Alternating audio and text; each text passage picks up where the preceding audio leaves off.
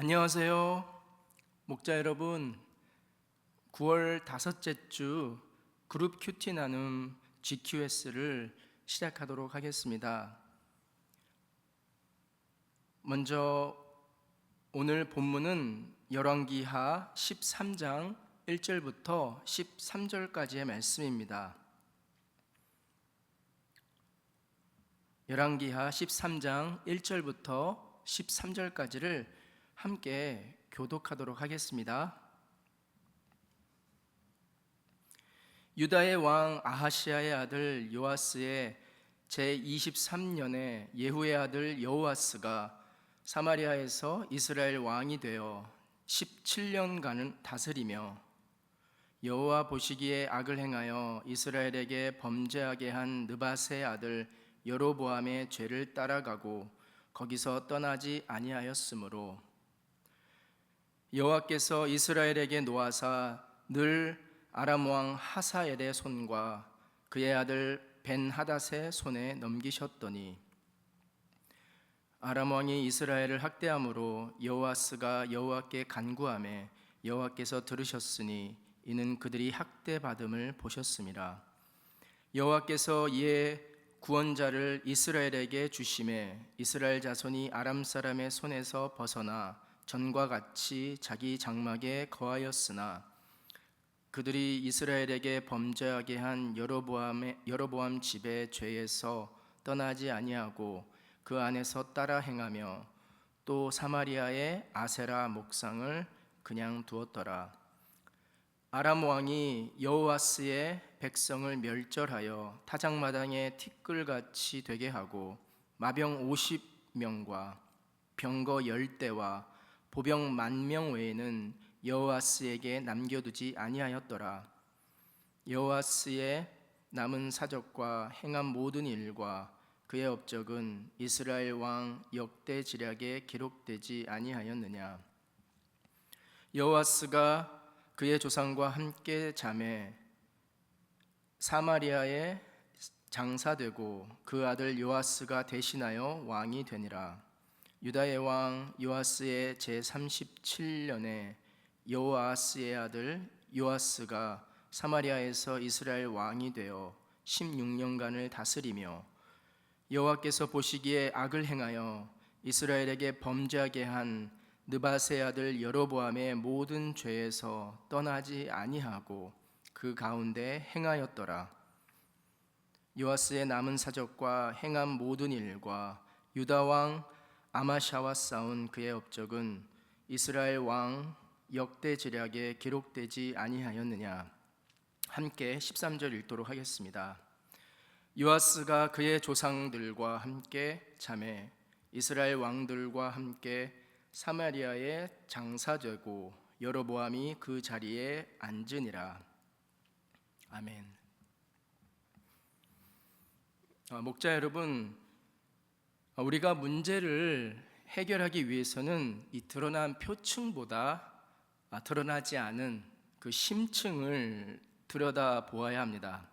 왜냐하면 이 근본적인 문제를 고치지 못한 해결책은 오래가지 못한 법이기 때문이죠.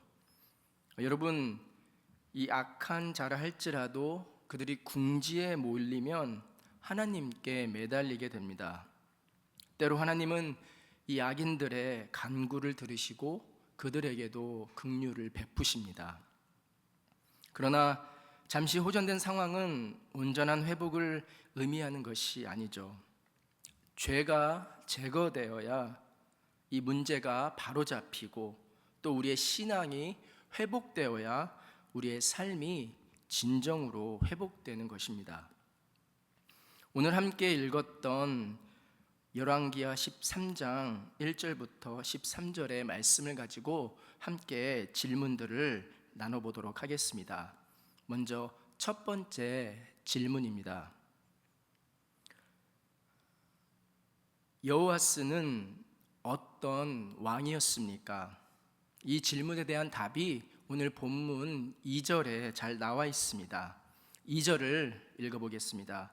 여호와 보시기에 악을 행하여 이스라엘에게 범죄하게 한 느밧의 아들 여로보암의 죄를 따라가고 거기서 떠나지 아니하였으므로 이 북이스라엘의 초대 왕이었던 여로보암은 남유다에 있는 예루살렘 성전으로 인해 백성들이 다시 다윗 왕가로 돌아갈 것을 두려워하였습니다. 결국 그는 북이스라엘 지역인 이 단과 베델 지역에 거짓 선정과 송아지 우상을 세워놓고 의도적으로 백성들로 하여금 이 우상 숭배를 하도록 이끌었습니다. 그 이후 북이스라엘은 단 한 번도 이 여로보암의 죄에서 빠져나오지 못했는데요. 결국 이 북이스라엘의 11대 왕이었던 이 여호아스도 마찬가지였습니다. 여호아스 역시 우상 숭배를 중단하지 않았고 결국 여호와 보시기에 악한 이 악을 행한 왕으로 오늘 본문에 기록됩니다. 다음으로 질문 두 번째 질문을 살펴보겠습니다. 두 번째 질문입니다. 하나님은 이스라엘의 죄악을 어떻게 징계하십니까? 오늘 이 질문에 대한 답이 3절에 잘 나와 있습니다. 본문 3절을 읽어보겠습니다. 여호와께서 이스라엘에게 노하사 늘 아람 왕 하사엘의 손과 그의 아들 벤하다닷의 손에 넘기셨더니, 하나님은 이스라엘을 이 아람 왕 하사엘과 그리고 그의 아들 벤하닷에게 넘기셨습니다. 여러분, 하나님께서 이스라엘 백성에게 주신 이 가나안 땅은 그냥 단순한 땅이 아니었습니다. 바로 하나님께서 약속하신 언약의 땅이었습니다. 가나안은 하나님의 언약으로 주어진 땅이며 하나님의 언약을 상징하는 땅 그 자체였습니다. 그래서 하나님께서 약속하셨죠. 이스라엘, 너희가 나의 이 언약 안에 있을 때 너희는 그 땅에서 평화와 번영을 누릴 것이다. 너희는 열방을 향한 제사장 나라가 될 것이다. 이렇게 하나님께서 약속하셨습니다. 하지만 이스라엘은 계속해서 죄악 가운데 머물렀습니다. 이로 인해서 하나님께서 약속하셨던 평화는 사라지고 이스라엘이라는 이름은 오히려 열방 가운데 부끄러운 이름이 되었습니다. 이처럼 언약 백성이 하나님의 언약을 저버리면 하나님의 보호와 은혜는 사라지고 오직 남는 것은 이 힘이 지배하는 양육강식의 세상 속에서 전쟁의 고통과 고난을 겪게 되는 것이죠.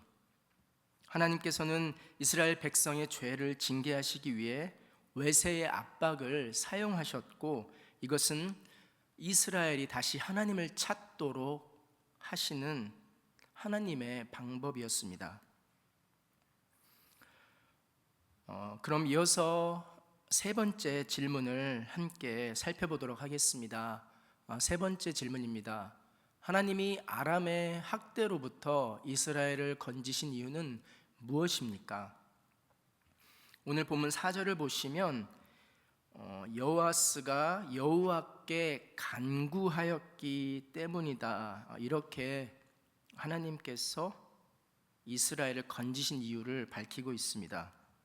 하나님은 이 여호아스의 기도를 들으셨고 이스라엘을 이 아람의 손에서 구원하셨습니다.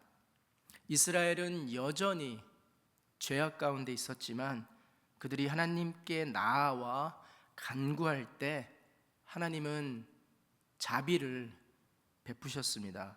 이것은 하나님께서는 하나님의 그 징계에 받는 중에도 그 백성을 절대 버리시지 않으시고 그들이 회개의 자리로 나와 하나님께 회개하는 것을 기다리시는 자비가 많으신 하나님을 보여줍니다. 이처럼 하나님은 우리의 회개를 늘 기다리고 계시며 또한 우리의 간구를 기다리고 계십니다. 우리가 얻지 못하는 이유는 우리 야고보에서도 말씀하시듯이 우리가 구하지 않기 때문인 것을 우리가 늘 기억하고 우리 하나님께 기도로 나아가는 것을 우리가 기억해야 할 것입니다. 그럼 오늘 이 본문 전반부를 함께 살펴보았는데요. 나눔 질문을 살펴보도록 하겠습니다. 첫 번째 나눔 질문입니다. 비록 악한 자라도 돌이켜 하나님 앞에 나와 간구하면 우리 하나님은 들으십니다. 기도는 문제 해결의 열쇠요, 삶의 능력입니다. 오늘 나의 기도 생활은 어떠한지 한 문장으로 정리해보고 또 내가 노력해야 할 점들을 함께 나눠봅시다. 여러분, 우리가 살펴보았듯이 기도는 이 우리의 영적인 상태를 보여주는 중요한 행위입니다. 열왕기하 13장에서 이 여호아스는 악한 왕이었지만 그가 궁지에 몰리자 하나님께 간구하였습니다. 그리고 하나님은 그의 기도를 들으셨습니다. 그런데 중요한 것은 이 기도가 단지 문제 해결을 위한 도구로서 사용되는 것이 아니라 우리 삶의 신앙이 회복되는데 그 중점을 맞춰서 우리가 기도를 해야 한다는 것이죠. 생각해보면 우리의 기도 생활이 참 형식적으로 이루어질 때가 많은 것 같습니다. 하나님과 어떤 깊은 교제를 사모하며 그 깊은 교제 가운데 들어가기 위하여 우리가 기도하기보다는 우리 눈앞에 닥친 이 문제들을 해결하기 위한 그 도구로서 우리가 사용할 때가 많죠. 소망하기는 우리가 더 깊은 신앙의 회복을 위해서 하나님과의 진정한 교제 가운데 들어가기 위해서 그 방편으로 우리의 기도 생활이 계속해서 이어지기를 소망합니다. 그럼 이어서 오늘 함께 읽었던 본문 후반부를 가지고 질문 또 몇 가지를 함께 살펴보도록 하겠습니다. 5절에서 7절 사이에 이루어지는 질문인데요. 두 번째 질문을 읽어보겠습니다. 이스라엘 백성이 거의 멸절된 이유는 무엇입니까? 이 질문에 대한 답은 5절에서 7절 사이에 나옵니다. 이스라엘 백성이 거의 멸절되었던 이유는 하나님이 이스라엘을 이 아람의 손에서 건져내셨음에도 불구하고 이스라엘은 여전히 죄악 가운데 우상을 섬겼기 때문입니다. 이스라엘은 하나님께 나아갔지만 그들의 죄는 버리지 않았습니다. 문제가 생긴 이 긴박한 상황에서 이스라엘 백성은 하나님을 찾기는 했으나 삶의 변화는 동반되지 않았던 것이죠. 외적으로는 문제가 해결된 것 같이 보였지만 이 영적인 근본 문제는 전혀 해결되지가 않았습니다. 그 결과 고통과 멸절의 위기가 있었죠. 이것은 오늘 사는 저희에게도 시사하는 바가 큽니다. 우리 역시 이 이스라엘 백성들과 같은 모습이 있기 때문인데요. 우리가 우리의 이 신앙의 삶, 이 신앙의 여정을 걸어가는 가운데 마치 이 요술 램프를 비비고 소원을 지니에게 고백하듯이 위급할 때만 하나님을 찾고 있지는 않는지 한번 돌아보게 됩니다. 그리고 또한 우리가 급할 때, 정말 하나님의 도움이 필요할 때만 하나님을 찾는 이것이 우리 신앙의 전부로 오해하고 지낼 때가 많습니다.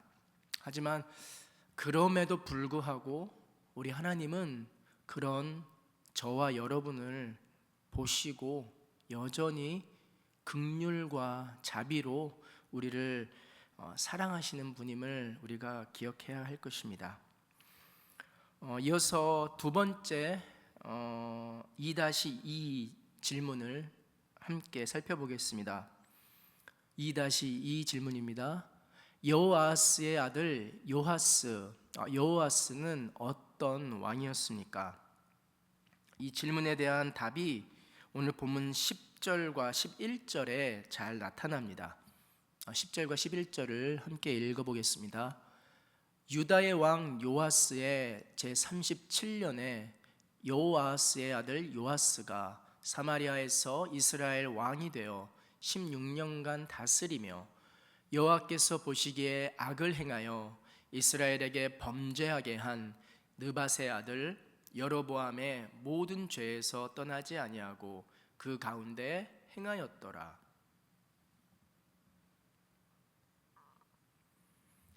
여호아스의 아들인 이 요아스 역시 여호와 하나님 보시기에 악한 이 악을 행한 왕이었습니다.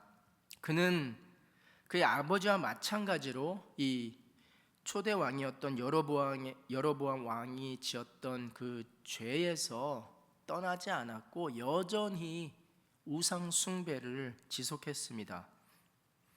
요아스의 통치도 결국 하나님 앞에서는 악한 것이었으며 그의 죄악은 이 북이스라엘의 영적 쇠퇴를 계속해서 가속화시켰습니다.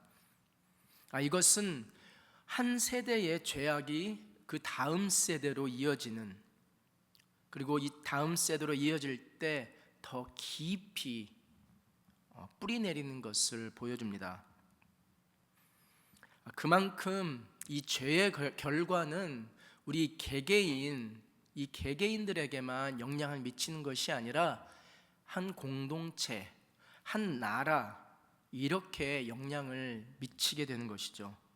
그러므로 성도인 저와 여러분은 이 죄가 우리 삶에 들어오지 않도록 끝까지 싸우고 저항해야 합니다.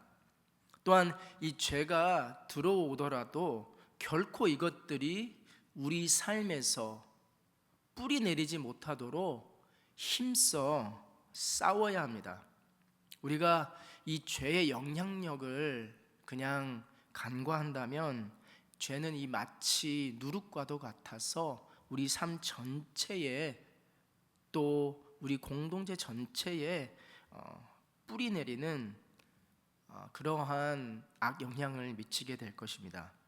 이것을 우리가 늘 기억하면서 하나님 앞에 죄 가운데 우리가 거하지 않도록 늘 깨어 있어야 하겠습니다. 오늘 나눈 이 질문들을 가지고 우리가 함께 이어서 나눔 질문들 두 가지를 살펴보도록 하겠습니다. 먼저 나눔 두 번째 질문입니다. 잠시 돌이켰으나 여전히 죄악에서 벗어나지는 못한 이스라엘은 결국 커다란 고통 속에 빠집니다. 우리가 죄의 위험을 알면서도 쉽게 죄를 벗어버리지 못하는 이유는 무엇인지 함께 생각해보고 이 죄를 끊어내기 위해 어떤 노력이 필요한지 나눠봅시다. 우리가 이 죄의 위험을 알면서도 쉽게 벗어나지 못하는 이유는 그만큼 이 죄라는 것이, 이 죄가 주는 쾌락과 유혹이 그만큼 강하기 때문이죠. 또한 우리 안에 여전히 이 죄성이 남아있기 때문입니다.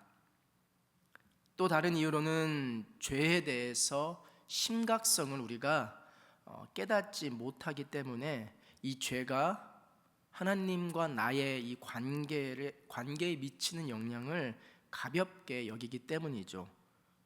마치 이 죄는 자석과도 같아서 이 죄와 죄가 서로 부딪히고 끌어당기며 응집하는 힘이 있는 것 같습니다. 그만큼 이 죄의 뿌리가 깊게 자리 잡고 있기 때문에 우리 삶 가운데 우리가 이 죄에 대해서 한번 결심해서 나는 더 이상 이 죄를 짓지 않겠다 이렇게 다짐한다고 해서 이 죄의 사슬이 끊어지지는 않습니다. 그래서 우리를 날마다 유혹하는 이 죄로부터 벗어나기 위해서는 날마다 이 하나님의 말씀으로 새롭게 되어야 하는 것이죠. 또한 우리의 매일 삶 가운데 이 말씀을 통한 회개와 또 이 말씀을 조명하여 주시는 성령의 인도하심을 받아야 합니다. 우리가 이 죄의 유혹을 피하고 반대로 돌이켜 하나님 앞으로 하나님과의 관계를 더욱더 사모하는 그 자리까지 우리가 나아가기 위해 늘 기도의 자리를 사모하시는 우리 목자님들 그리고 목원 식구들이 되시기를 축복합니다. 이어서 나눔 세 번째 질문을 살펴보겠습니다. 북이스라엘의 죄악은 초대 왕인 여로보암으로부터 시작하여 그 이후의 모든 왕과 백성에게 퍼졌습니다. 죄의 영향력은 이처럼 강력하여 시대를 관통하고 사회 전반을 잠식합니다. 오늘 한국 사회에 그늘을 들이우고 있는 죄악은 어떤 것인지 살펴보고 그 속에서 우리의 역할은 무엇인지 이야기해 봅시다. 여러분, 이 비단 한국 사회뿐만이 아니라 우리가 살고 있는 이곳, 이 미국 땅에도 가득한 것은 이 물질주의, 물질만능주의가 아닌가 싶습니다. 개인주의, 탐욕, 절제하지 못하는 소비심리, 그리고 이 진리와 비진리의 경계가 없어진 그 이후에 나타나는 갖가지 왜곡 현상들이 있다고 생각합니다. 더 많이 갖는 것이 능력으로 인정되고 모두가 맞는, 나도 맞고 너도 맞고 모두가 맞는 이 윤리적 도덕적 기준이 약해진, 정의와 공의가 사라진 그 현실 속에 우리가 살고 있는 것 같습니다. 여러분, 이러한 현실 속에서 저와 여러분 이 성도로 살아가는 우리의 역할은 무엇일까요? 성도의 역할은 우리가 늘 이야기하지만 세상 가운데 빛과 소금의 역할입니다. 그리스도의 빛을 우리가 비추고 또 세상 속에서 이 짠맛을 내는 소금의 역할을 담당해야 하는 것이죠. 교회와 성도는 사회의 어떤 도덕적 그리고 윤리적, 더 나아가서는 이 영적인 기준을 세우고 또한 우리가 다른 그 어떤 방법보다도 먼저 기도로 이 세상을 변화시키는 노력을 우리는 아끼지 말아야 합니다. 특별히 우리가 살아가고 있는 이 커뮤니티 안에 또 이 지역 안에 이 국가 안에 이 사회에 뿌리 내려져 있는 이 악과 또 비진리에 대해서 우리가 그냥 눈 감지 않고 그것들을 분별하며 더 나아가 하나님의 공의와 사랑을 실천하는 세상의 빛과 소금의 역할을 감당하는 것이 우리의 사명이라고 생각합니다. 여러분, 이렇게 오늘 열왕기하 13장 본문을 가지고 함께 질문들을 살펴보았습니다. 신앙의 회복이 이 문제 해결의 열쇠인 것을 여러분 늘 기억하시면서 함께 모이신 목원들과 또 기도로 또 각자 기도 제목을 나누시고 이 모임을 마무리해 주시기 바랍니다. 기도로 마무리하겠습니다. 함께 기도하겠습니다. 하나님, 우리의 기도가 단순한 우리가 닥친 이 문제를 해결하기 위한 해결책으로서 도구로서 우리가 사용하는 것이 아니라 우리 하나님과의 깊은 관계 속으로 들어가기 위한, 그 관계를 회복하기 위한 도구가 되기를 원합니다. 날마다 기도 가운데 우리의 죄가 하나님 앞에 낱낱이 고하여지며, 또한 오래 참으시고 긍휼하시며 자비가 풍성하신 하나님과 더 깊은 동행의 자리로 우리가 나아갈 수 있도록 우리 삶을 인도해 주시옵소서. 하나님, 또한 나아가 우리가 살아가고 있는 이 사회의 죄악을 보며 우리가 그저 무감각해져 버리는 것이 아니라 이 시대 속에서 주님 맡겨주신 사명, 세상 가운데 소금과 빛의 역할을 감당하는 귀한 성도의 삶으로 주여 인도하여 주시옵소서. 감사드리며 우리 주 예수 그리스도의 이름으로 기도드립니다. 아멘. 감사합니다.